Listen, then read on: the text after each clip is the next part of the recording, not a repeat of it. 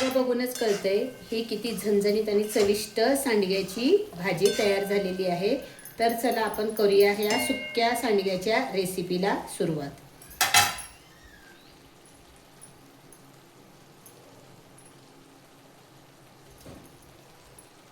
नमस्कार, माझ्या चॅनलमध्ये तुमचं सगळ्यांचं स्वागत आहे।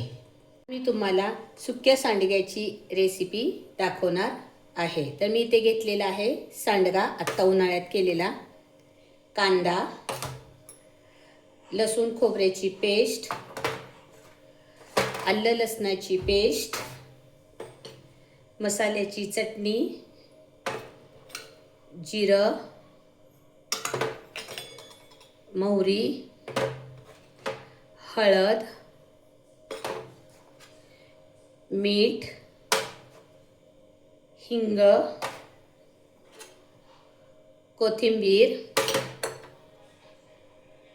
तेल आणि शेंगदाण्याचा कूट। तर चला आपण या रेसिपीला सुरुवात करूया। पेटवलेला आहे, त्याच्यावर कढई ठेवूया।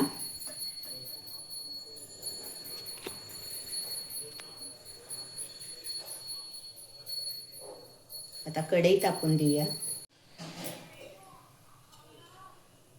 कढई तापलेली आहे, आपण त्याच्यामध्ये सांडगा भाजण्यासाठी तेल टाकून घेऊया। तेल तापलेलं आहे, त्याच्यामध्ये आपण घेतलेला सांडगा भाजून घेऊया गोल्डन कलर येईपर्यंत। आपण ह्या सांडग्याला वडे पण म्हणतात कोणी कोणी, आम्ही तर सांडगे म्हणतो। तुम्ही पण कमेंटमध्ये सांगा की तुम्ही काय म्हणता। आता गोल्डन कलर येईपर्यंत आपण सांडगे भाजूया।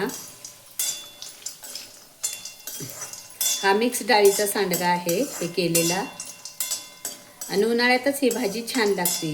आणि खास करण्याचं कारण म्हणजे आमच्या इथे रस केला की रसाबरोबर आंब्याच्या दिवसात या सांडग्याची भाजी केली जाते।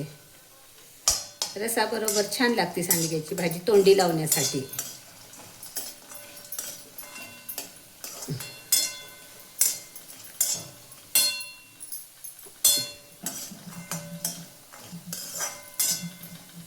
सांडगा चांगला भाजलेला आहे, लाल, काढून घेऊया आपण त्याला।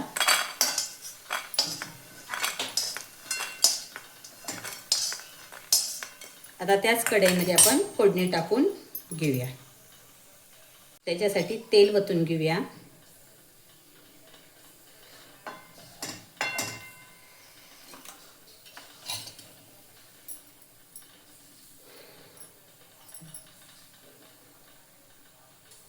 तेल तापलेलं आहे, आता आपण त्याच्यामध्ये जिरं टाकून घेऊया। जिरं तडतडले की मोहरी टाकून घेऊया।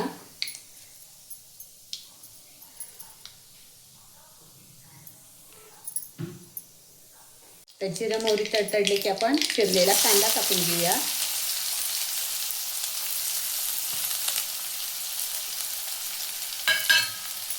तर कांदा चांगला पण लाल भाजून घेऊया त्याच्यामध्ये।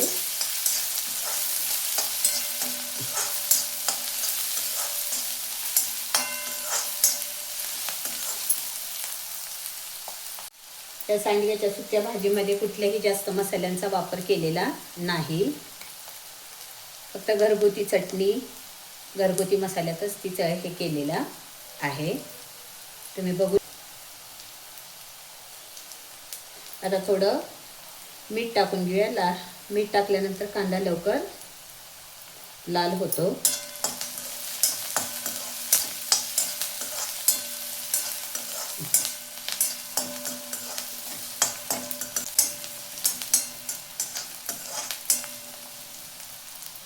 उन्हाळ्यातच जास्त ही भाजी खायला छान लागते सांडग्याची। पुढच्या व्हिडिओमध्ये मी सांडग्याची रस्सा भाजी पण टाकणार आहे। आता ही सुक्की भाजी रसाच्या दिवसात पण छान लागते।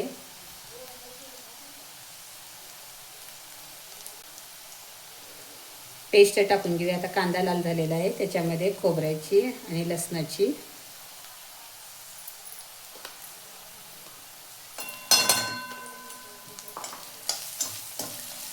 जास्त पण मस्त खोबरं लसणाची पेस्ट टाकायची नाही.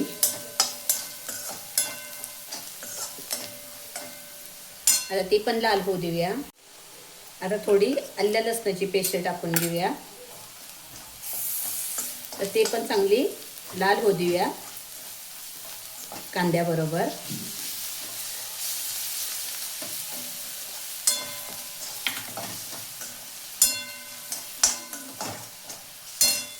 तुम्ही बघू शकताय कांदा पण लाल झालेला आहे. खोबरं लसूण आलं लसणाची पेस्ट पण लाल झालेली आहे. थोडा हिंग टाकून घेऊया. हळद,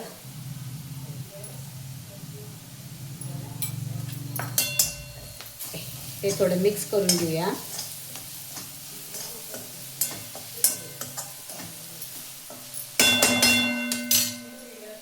आता त्याच्यामध्ये आपण मसाल्याची चटणी टाकून घेऊया. आपल्यानुसार चटणीचा वापर करा. तिखट कमी तिखट टाका. हे तेलामध्ये चांगलं भाजून घेऊया तेल सुटेपर्यंत. तुम्ही बघू शकताय मसाला चांगला भाजलेला आहे. थोडीशी कोथिंबीर टाकूया.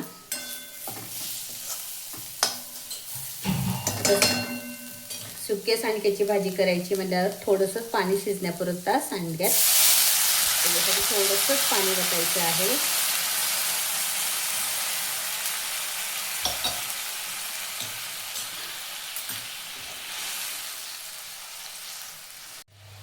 आता मीठ टाकून घेऊया, कारण मग अशी लाल कांदा होण्यासाठी थोडं मीठ टाकलेलं होतं. आता थोडंसंच मीठ टाकून घेऊया. आता उकळी यायची वाट बघूया. उकळी आल्यानंतर आपण त्याच्यामध्ये सांडगे टाकून देऊया. बघू शकताय उकळी चांगलेली उकळी आलेली आहे. आता आपण त्याच्यामध्ये हे भाजलेली सांडगं टाकून घेऊया. आता बारीक गॅस करून आपण ही भाजी 10 ते 12 मिनटं शिजू देऊया. आणि नंतर शिजत आल्यानंतर आपण त्याच्यामध्ये शेंगदाण्याचा कूट टाकायचा आहे. भाजी फार छान होती त्या पद्धतीने केली तर.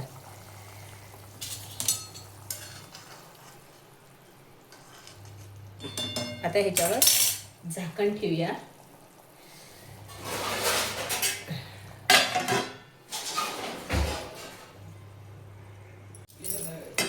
तुम्ही बघू शकता आता पाणी आटत आलेलं आहे त्याच्यातलं.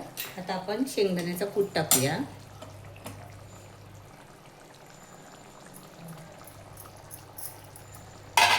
मस्त झालेली आहे सांडग्याची भाजी.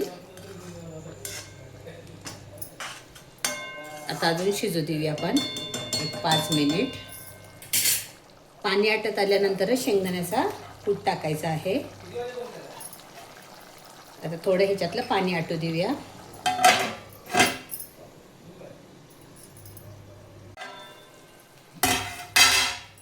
ही बघा सांडग्याची भाजी तयार आहे. रसासोबत केलेली सुक्या सांडग्याची भाजी आमची तयार आहे. ही रेसिपी जर तुम्हाला आवडली असेल तर लाईक करा, शेअर करा आणि सबस्क्राईब करायला विसरू नका. तुम्ही पण एकदा अशा पद्धतीने ही सांडग्याची भाजी रसाबरोबर खाण्यासाठी नक्की करून बघा. धन्यवाद.